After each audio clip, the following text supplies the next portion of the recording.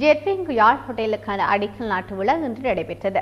இந்த அடிக்கலை பிரதமர் முஜரட்ன யாழ் மணிக்கூட்டு வீதியில் நாட்டி வைத்தார்.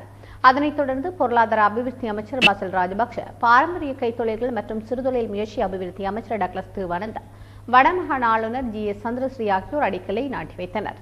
இந்த அடிக்கல் நாட்டு விழாவில் முன்னாள் நாடாளுமன்ற உறுப்பினரும் தற்போதைய கொழும்பு மாநகர சபை எதிர்க்கட்சி உறுப்பினருமான மிலிந்த மொரகொட, யாழ் மாவட்ட அரசாங்க அதிபர் இமில்டா சுகுமார், யாழ் மாவட்ட கட்டளை தளபதி மஹிந்த ஆத்துரு சிங்க, யாழ் மாநகர சபை முதல்வர் யோகேஸ்வரி பெட்குணராஜா, மத தலைவர்கள், போலீஸ் அதிகாரிகள் ஆகியோர் கலந்து கொண்டனர். இந்த கோட்டையானது 14 மாடிகளை கொண்டதாகவும் 75 கோடி ரூபாய் மதிப்பீட்டில் அமைக்கப்பட்டுள்ளதாகவும் 18 மாதங்களில் கட்டி முடிக்க திட்டமிடப்பட்டுள்ளதாகவும் முன்னாள் இலங்கை வங்கியின் தலைவர் ராஜன் ஆசீர்வாதம் தலைமை உரையாற்றும் போது தெரிவித்தார்.